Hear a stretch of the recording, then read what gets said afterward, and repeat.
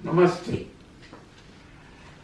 आज हम बहुत खास मुद्दों पर चर्चा करने के लिए इकट्ठे हुए हैं। आप सभी जानते हैं कि अमेरिका के राष्ट्रपति डोनाल्ड ट्रंप ने अपने राष्ट्रपति पद की जो दूसरी पारी शुरू की वो बहुत ही धमाके के साथ शुरू की। पिछले वर्ष 2025 में उन्होंने टैरिफ के माध्यम से पूरी दुनिया को हिलाए रखा और आज भी हिलाए हुए हैं, बल्कि उन्होंने भारत को भी धमकी दे दी है कि हम आप पर टैरिफ बढ़ा सकते हैं। लेकिन 2026 की शुरुआत उन्होंने बिल्कुल ही दूसरे तरह के धमाके के साथ, बल्कि वो और भी भयानक है, उसके साथ शुरू की। वेनेजुएला के जो राष्ट्रपति हैं,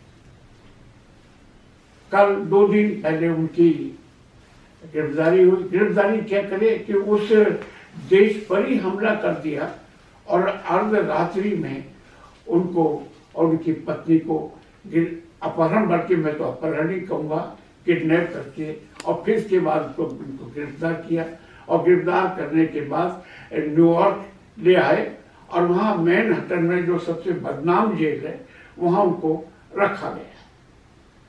और इतना ही नहीं, उन्होंने मैक्सिको और क्यूबा और दक्षिण अमेरिका के दूसरे देशों को भी धमकियां दी हैं कि आप खामोश हैं, आपकी भी बारी है, क्योंकि आप अमेरिका के खिलाफ नशीले पदार्थों का षड्यंत्र रचे हुए हैं।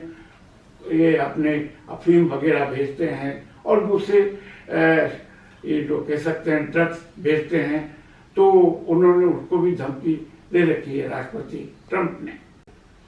देखिए, आपको याद दिला दूं कि 2003 में उन्होंने इराक में सद्दाम हुसैन के खिलाफ कार्रवाई की। इसके बाद वो अफगानिस्तान गए और इसके बाद उन्होंने दक्षिण अमेरिका में कई कार्रवाई उन्होंने की। बल्कि एक किताब आई थी जो कन्फेशंस ऑफ इकोनॉमिक हिटमैन, उन्होंने बताया था कि किस तरह से अमेरिका, दक्षिण अमेरिका के देशों में अमेरिका ने CIA का जाल बिछाकर वहाँ के जो ऐसे जो शासक थे जो अमेरिका से सहमत नहीं थे उनके खिलाफ कार्रवाई की। मुझे याद है कि 1971-72 में जो चिली के राष्ट्रपति थे अल्लंदे, उनकी हत्या भी हुई। तो एक लंबा सिलसिला है। तो आज हम लोग जिस बात पर जो चर्चा करने के लिए यहाँ मौजूद हैं, तो एक अच्छी बात यह है कि हमारे साथ ये विदेशी मामलों के बड़े विशेषज्ञ डॉक्टर मिस्टर महेंद्र वेद मौजूद हैं और उनका बांग्लादेश, अफगानिस्तान, अमेरिका है, पूरे यूरोप और खासतौर से वो ये विदेशी मामलों पर ही लिखते रहे हैं। तो आज उसके साथ हम लोग चर्चा करें। तो श्री वेद जी, आज आपका स्वागत है स्टूडियो में। नमस्कार। नमस्कार। और मैं आपसे ये जानना चाहता हूँ कि डोनाल्ड ट्रंप ने जो अपने राष्ट्रपति पद की जो दूसरी पारी, यानी जो 2025 से शुरू होती है, उन्होंने पहले टैरिफ की धमकी दी और इलाके रखा हुआ है। चाहे वो चीन को उन्होंने धमकी दी हो, चाहे वो भारत को आज भी वो धमकी दे रहे हैं। लेकिन जो 2026 की जो शुरुआत उन्होंने की है, उसमें तो बड़े खतरे हैं। अगर ये मामला बढ़ता है तो इसकी कहाँ तक पहुंचेगा। इस संबंध में मैं आपसे जानना चाहता हूँ कि आखिर डोनाल्ड ट्रंप चाहते क्या है, अमेरिका का असली मकसद क्या है। ये बहुत कहना मुश्किल है डोनाल्ड ट्रंप क्या चाहते हैं, क्योंकि मेरा ख्याल है अमेरिका में भी किसी को पता नहीं कि वो क्या चाहते हैं। हर रोज उनको, मैं समझता हूँ, एक सोच होती है, सुबह होते हैं वो सोशल इनका इश्यू उसमें डाल देते हैं, टीवी के कैमरा में आ जाते हैं और धमकियां देते हैं, ऐलान कर देते हैं और साथ साथ उनकी पूरी जो मशीनरी है जो उसके साथ सक्रिय है। जी। तो बहुत मुश्किल है कहने को उनको क्या चाहिए, क्योंकि मैं नहीं समझता हूँ कि उनके घर वाले, उनके तो परिवार के लोग भी चाहते हो, जानते होंगे कि क्या चाहते हैं। बाकी ये हकीकत है कि इन्होंने सारी दुनिया को हिला दिया, और टैरिफ को, ज़कात को लेके इन्होंने कितनी जो उनके प्रत्याघात हुए हैं, उससे बहुत सारी इकोनॉमी गड़बड़ा गई है दुनिया भर में। यहाँ तक तो हम झेल सकते थे, मुश्किल था, लेकिन अभी जो है वो मामला बिल्कुल दुनिया भर के लिए खतरा बन गया है। और शिकायत की बात यह है कि जब से दोबारा प्रेसिडेंट बन के आए हैं, वो विश्व युद्ध की बात कर चुके हैं कि विश्व युद्ध के आसार हैं और मैं रोकूंगा, मैं शांति करूंगा। और उसके बाद वो 7-8 देशों में ये क्लेम करते हैं कि उन्हें शांति ला दी है, जिसमें भारत और पाकिस्तान का भी इन्वॉल्व है। सिंदूर ऑपरेशन को लेकर 30 से 40 बार कह चुके हैं कि मैंने भारत पाकिस्तान के बीच में शांति करा दी जी। इसी तरह उन्होंने थाईलैंड और कंबोडिया के बीच में करा दी, इसी तरह इन्होंने कई जगह करा दी। और जहां उन्होंने सबसे पहली बात करी थी यूक्रेन में अभी तक कुछ नहीं हुआ। धमकियां देते हैं, बल्कि दूसरे देश के राष्ट्रपति को बुला के जलील करते हैं व्हाइट हाउस में, लेकिन फिर भी कोई नतीजा नहीं निकल रहा है। लेकिन अब ये हुआ है, मुश्किल से ये साल को 3 दिन हुए हैं और इन्होंने वेनेजुएला पे जवाब बोल दिया। कुछ दिनों से ये चल रहा था सिलसिला, आर्मी, नेवी, एयरफोर्स, उनकी कई बोटें डुबाई गई। ये कहें कि ये इसमें टेररिस्ट हैं, उसमें ड्रग्स हैं, ड्रग को लेकर आप अमेरिका में ड्रग्स डाल रहे हो। ये सब चीज़ें इस तरह एक जस्टिफिकेशन है कि किसी तरह ये इनकी ये अटैक हो। और अटैक भी जिस तरह हुआ है जी कि देश के प्रेसिडेंट को और उसकी पत्नी को बेडरूम से घसीट के बाहर ले आना, हेलीकॉप्टर में डालना, दूसरे जहाज में डालना, अमेरिकन जहाज में, और न्यूयॉर्क डालना, और न्यूयॉर्क में उसको जेल में डालना, जहाँ बहुत बुरे हाल है, क्रिमिनल्स के बीच में रखा है, ऐसे रिपोर्ट आ रहे हैं। तो इसके साथ साथ जैसे आपने कहा, इन्होंने मेक्सिको को डराया है, ईरान पे धावा बोलने की वो धमकी दी है, और आज खुद ही कह रहे हैं कि वेनेजुएला में प्रेसिडेंट मदुरो के जो बॉडीगार्ड्स थे, सिक्योरिटी थे, उसमें से 32 क्यूबन थे। हाँ। वो कहते हैं 32 हमने मार दिए हैं, हमारे तरफ से कोई घात नहीं हुआ है। तो इनका जो तरीका जो है वो पूरी मेरा ख्याल पूरी दुनिया को तय करना, सर करना चाहते हैं। मेरे साथ चलो, नहीं तो मैं आपको ख़त्म कर दूंगा, और ये ख़त्म करके दिखा रहे हैं। ये सबसे बड़ी डेंजर की बात। अच्छा, अब यही एक चीज हम लोग कर रहे हैं, ये 2 बातें कहते हैं। ट्रंप साहब ने कहा कि एक तो नशीले पदार्थों की बात कही कि इस वजह से हम वेनेजुएला और जो दूसरे दक्षिण अमेरिका के देश हैं उनको सबक सिखाना चाहते हैं। लेकिन मजे की बात यह है कि जो कांग्रेस यानी उनकी जो पार्लियामेंट रिसर्च कमेटी की जो शोध रिपोर्ट सामने आई है, उसमें बताया, उसमें जो आरोप लगाए सरकार ने, वो कोई आरोप सिद्ध नहीं हुए। जैसे मैं आपको याद दिला दूं, 2003 में उस समय रिपब्लिकन पार्टी के बुश साहब राष्ट्रपति थे, और उन्होंने सद्दाम हुसैन पर, इराक के प्रेसिडेंट पे आरोप लगाया कि आपके यहाँ घातक रासायनिक हथियार आप बना रहे हैं। अब उनको पूरा तबाह कर दिया, पूरे देश को। सद्दाम हुसैन को फांसी पे चढ़ा दिया गया। लेकिन मजे की बात है, जो रिपोर्ट सामने आई, यानी उनके कांग्रेस की यानी संसद की जो रिपोर्ट सामने आई, उसमें उनको एक कतरा सा उनमें नहीं मिला, कोई निशान नहीं मिला। हाँ? तो मेरे सामने जो है कि उनके सारे आरोप झूठे निकले। अब ठीक इसी तरह से जो ट्रंप लगा रहे हैं अपने निकोलस मदुरो पर, ये सब आप भी यही कर रहे हैं। अब इसकी क्या गारंटी कि आपके आरोप सही निकले। यहाँ तीसरी बात जो महत्वपूर्ण है और आपका मैं ध्यान दिलाना चाहूंगा कि जहां जहां इन्होंने हमले किए वह तेल भंडार सब तेल पता, यानी 2003 में उन्होंने इराक पर हमला किया और वहां तेल का बड़ा विपुल भंडार था। यानी वो आप कह सकते हैं, जहां तक मुझे याद है, 300 बिलियन वो बैरल था, और इसके पास जो था वेनेजुएला के पास 303 बिलियन, यानी और दुनिया का सबसे बड़ा और सबसे शुद्ध है। तो इसका मतलब ये मान के चला जाए कि आप, जैसे आपने चीन में कई जगह ये कहा कि हमको रेयर मिनरल जो वेल्थ है, जैसे उन्होंने पाकिस्तान से भी मांग की, तो इसका मतलब शुद्ध रूप से ये अर्थ, ये इकोनॉमिक पावर को लेकर के झगड़ा है। आपके पास जो इकोनॉमिक पावर है, जो अर्थ, जो मिनरल वेल्थ है, जो दूसरे वेल्थ हैं, उस पर हमारा अधिकार होना चाहिए। क्या इसके पीछे ये मकसद तो नहीं है? बड़े क्लियर है इसमें काफी तरीके। उन्होंने ये जो है ये मदुरो के साथ हुआ है, वही चीज नोरिएगा का साथ हुई थी।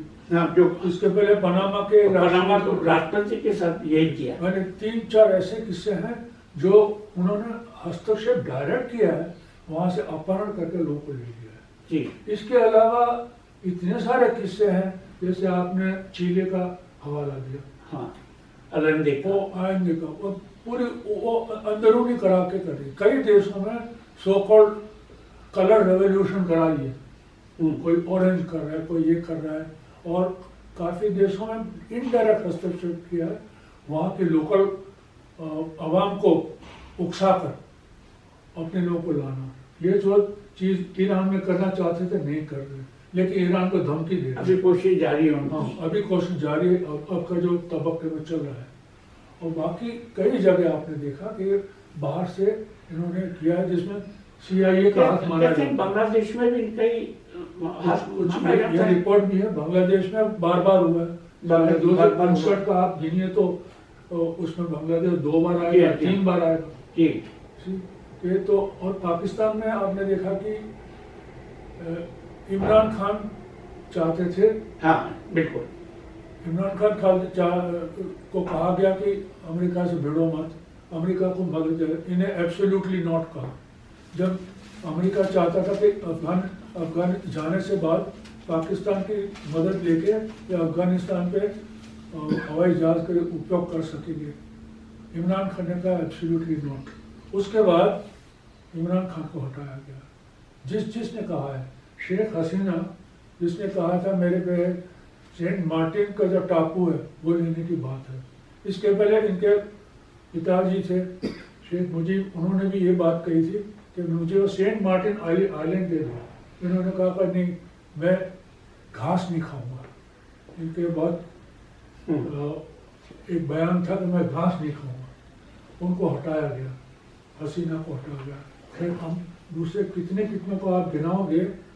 और जैसे आपने कहा कि ये मामला आर्थिक है, और मामला लेकर पेट्रो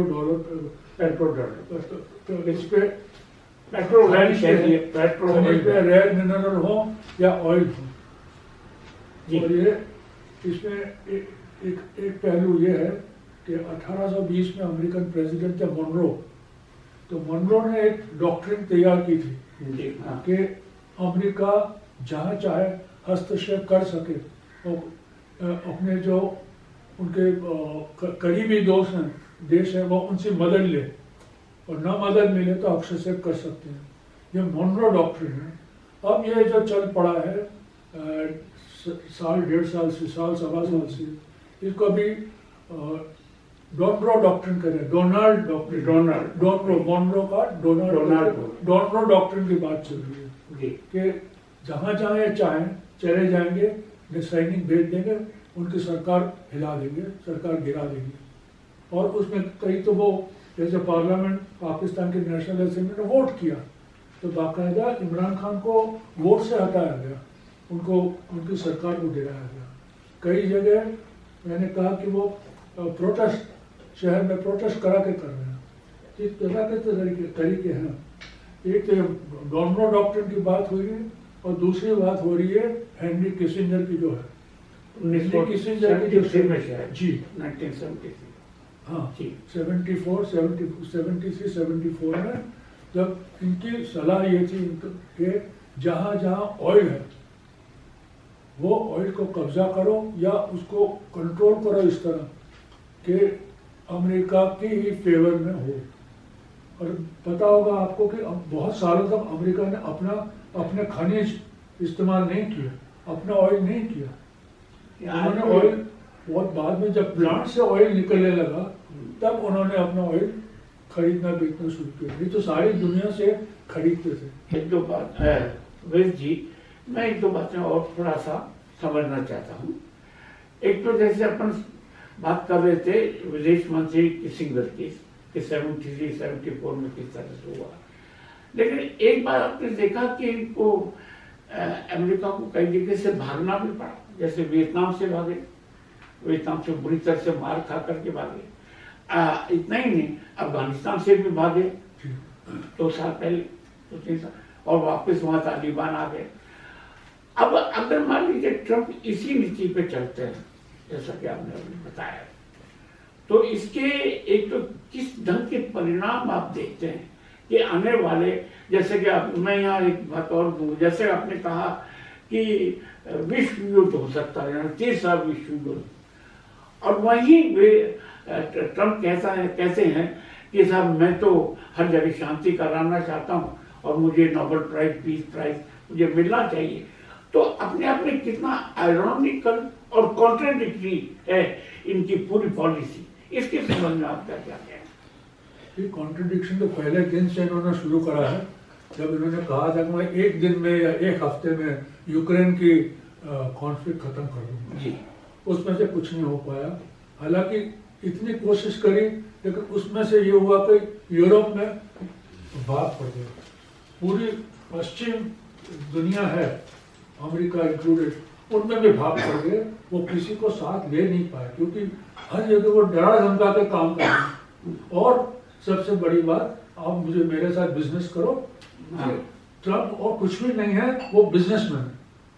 उनके साथ आपको बिजनेस करना है तो वो आपको साथ देंगे, आपको शेयर देंगे, नहीं तो वो आपके खिलाफ। मतलब ये कि वो मूलतः यानी फंडामेंटली पॉलिटिशियन नहीं है, बिजनेसमैन, ये बिल्डर्स हैं, और उसी दृष्टि से वो स्टेट को देख रहे हैं, यानी गवर्नेंस पॉलिटिक्स से। इनकी पॉलिटिक्स बिजनेस के साथ जुड़ी है। मुझे आप रेयर मिनरल्स दे दो, जैसे अब आप देखना होगा कि वो पाकिस्तान से फील्ड मार्शल मुनीर पूरा वो सैंपल लेके गए, 2-3 बार लेके, और 2 बार खाना खा के आए, तब वहाँ उन्होंने ये बताया कि ये मिनरल हम देना चाहते हैं। अब उस दौरान पे एक और भी रिपोर्ट आया था कि ट्रंप को ये गलत फहमी है कि पाकिस्तान के पास बहुत तेल है। अब जो रिपोर्ट खैर नहीं कि उन्होंने कुछ बाद में कुछ फेर बदली करी कि नहीं, ये तेल नहीं है, रेयर मिनरल के लिए हो रहा है। बाकी देशों में उन्होंने क्लियर करा है कि हम वेनेजुएला में हम आए हैं क्योंकि उसकी जो ऑयल इकोनॉमी है उस पर हम हमारा पूरा दबाव रखेंगे। और कहते हैं तो हमारी जमीन है, हमारे लोगों ने तेल डेवलप किया था वेनेजुएला में 100 साल पहले, हमारी कंपनी से, या हमारा तेल है। अब उन्होंने अपनी कंपनी भेज दी है वेनेजुएला। अब अपन 2 पॉइंट है जिस पे चर्चा करना चाहते हैं। एक तो ये कि देखिए अभी तक पिछले कुछ समय से ये कहा जाए कि 1990 के बाद यानी सोवियत यूनियन के पतन के पश्चात एक यूनिपोलर वर्ल्ड हो गया, यानी एक ही शक्ति, और वो शक्ति है अपने अमेरिका की, ठीक है ना। अब क्या हो गया इसमें सबसे बड़ी चुनौती किसने थी? चीन की, यानी अब फिर बाइपोलर वर्ल्ड, यानी एक तरफ अमेरिका और दूसरी तरफ चीन। क्या आपको ऐसा नहीं लग रहा है कि ट्रंप ऐसा महसूस कर रहे हैं कि सब हमारी जो यूनिपोलर सिस्टम है उसको खतरा पैदा हो गया है, चीन ने खतरा पैदा कर दिया है। चीन तेजी के साथ चाहे हर क्षेत्र में, चाहे वो टेक्नोलॉजी हो, चाहे स्पेस हो, चाहे वो कंज्यूमर आइटम हो, और चाहे वो एक्सपोर्ट इंपोर्ट हो, और तो उसमें से चीन एक बहुत तगड़ी चुनौती अमेरिका के सामने पेश कर रहा है।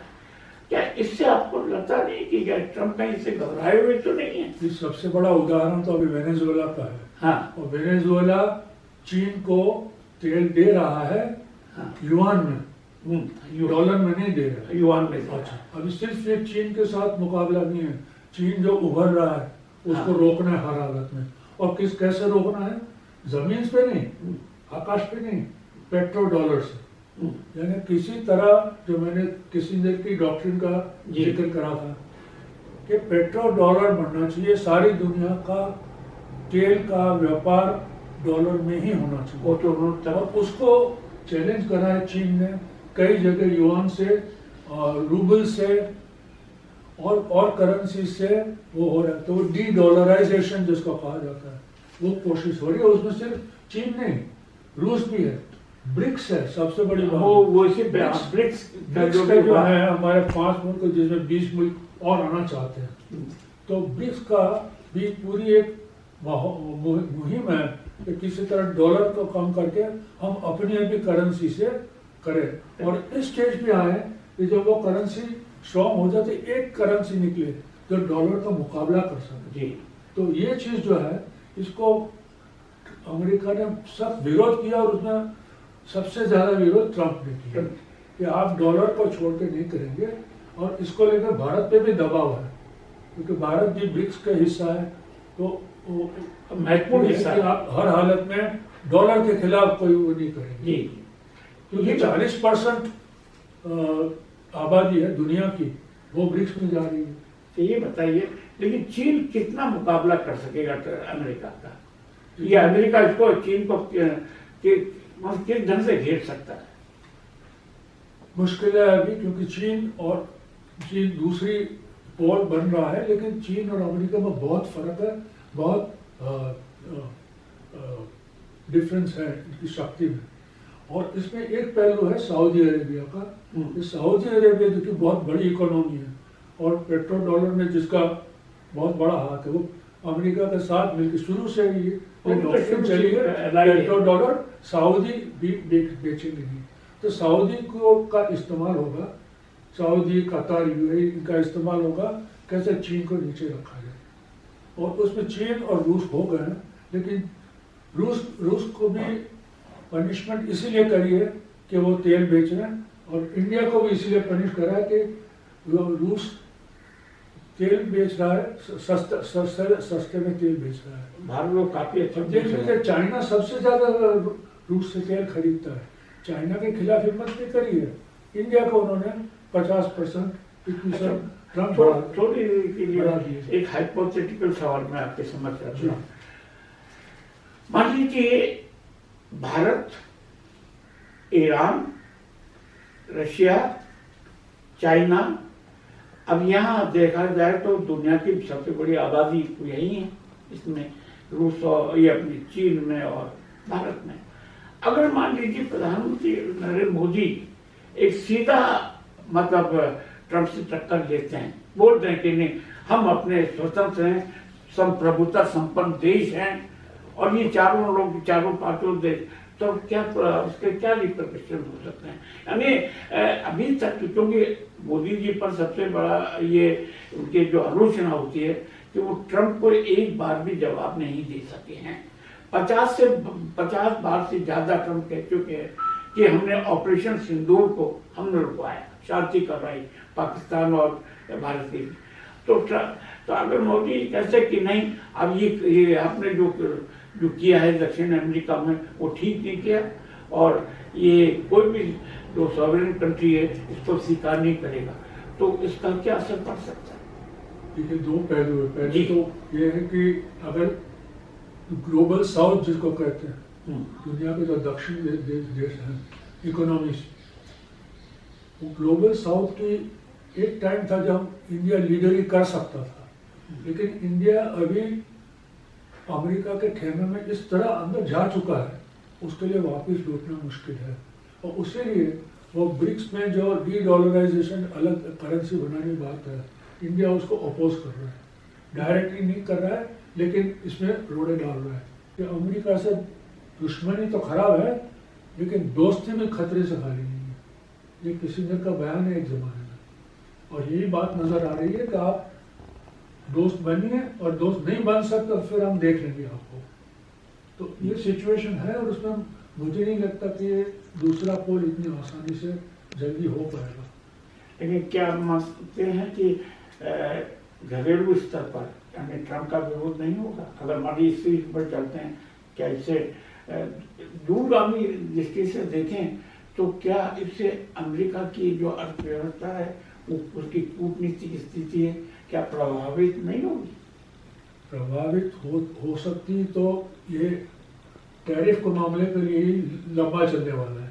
लेकिन टैरिफ के साथ साथ ये लड़ाई का जो दौर चला है उससे मैं समझता हूँ अमेरिका को भी खतरा है, लेकिन वो कैसे वो झेलेंगे, क्योंकि इतनी बड़ी इकोनॉमी, तो इसके लिए अभी वो स्पेकुलेट करना मुश्किल है। और अंत में क्या तीसरे विश्व युद्ध की कोई संभावना आपको दिखाई देती है? तीसरे विश्व युद्ध यानी थर्ड वर्ल्ड वॉर, ये भी स्पेकुलेट करना मुश्किल है। अब देखिए इस टाइम, आज की तारीख में, इस वक्त 10,000 जगह लड़ाइयाँ चल रही हैं कुल मिलाकर 10,000, और छोटी बड़ी मिला के 2,04,000। हम लोग को तो 10-20 से भी ज्यादा पता नहीं हुआ क्योंकि हमारे मीडिया में ज्यादा आता ही नहीं है। और छोटी मोटी लड़ाइयाँ और दूर दूर की लड़ाइयाँ हैं जिससे हमको एहसास भी नहीं है, लेकिन 10,000 ऐसी लड़ाइयाँ हैं जो अभी आज चल रही है। और कितने लाख लोग मरे हैं इसका 2.5 लाख का एक अनुमान है। तो इस चीज में अब आप विश्व युद्ध हो तो बुरा है, लेकिन नहीं भी हो तो वो भी खूब खराबा इस मामले में चल रहा है। गजा में 60,000 से ज्यादा लोग मर चुके और 1.25 लाख लोग घायल हो चुके हैं अब तक। जी, ये तो गजा में ही हुआ है। तो अगर कल को मान लीजिए ये ईरान पर अगर अमेरिका हमला कर देता है तो और भी खतरा है। आप देखिए ना जो हुआ है, इराक खत्म हो गया, लीबिया खत्म हो गया, इजिप्ट बिल्कुल एक न गिनने वाला मुल्क बन गया। जहाँ जहाँ अमेरिकन हस्तक्षेप हुआ है उनकी हालत यही हुई है। और दूसरा पहलू ये है कि आप जहाँ जहाँ इलेक्टेड गवर्नमेंट है उनको पहले बदनाम किया है। या मदुरो के खिलाफ अब हमारे एडिटोरियल लिख लीजिए आज के, मदुरो को जाने में कोई आंसू नहीं बहाएगा क्योंकि मदुरो डिक्टेटर थे। सद्दाम हुसैन तो देश इंडिया के दोस्त थे, वो भी डिक्टेटर माने गए। हम पहले तो उनके दुनिया भर में पहले दोस्ती करते हैं, जब इनका काम नहीं होता तो उनको डिक्टेटर बना देते हैं, और डिक्टेटर हो गया और भी काम नहीं बना तो उसको हटा दो। तो आज हमने अमेरिका और शेष दुनिया के संबंध में बड़े विस्तार से चर्चा की और क्या क्या संभावनाएं हो सकती हैं, तीसरा विश्व युद्ध हो सकता है या नहीं, इस संबंध में वेद जी ने काफी विस्तार से प्रकाश डाला। भारत की क्या भूमिका हो सकती है इसके बारे में भी बतलाया। तो हम तो यही कामना कर सकते हैं कि डोनाल्ड ट्रंप को थोड़ी बहुत सद्बुद्धि आए, स्वयं भी अच्छे ढंग से रहे शांति के साथ, और शेष दुनिया को भी अच्छे ढंग से शांति के साथ रहने दें, टैरिफ की ज़्यादा धमकी ना दें। मैं समझता हूँ कि जैसा कि भारत ने एक ज़माने में पंचशील का सिद्धांत नेहरू जी के ज़माने में चलाया था कि हम एक दूसरे के घरेलू मामलों में कोई हस्तक्षेप नहीं करें, वही एक सबसे अच्छा सिद्धांत है। और उसी से ही संयुक्त राष्ट्र संघ जिस उद्देश्य को लेकर के जिसकी स्थापना हुई थी 1945 में, वो बना रहे। नहीं तो जैसे कि nation of league of nation fail हुआ, इसी तरह से कहीं यूएनओ फेल ना हो जाए, इसको बनाए रखने के लिए हमें शांति की और सद्बुद्धि की और कूटनीतिक प्रयासों की सबसे ज्यादा जरूरत है। धन्यवाद।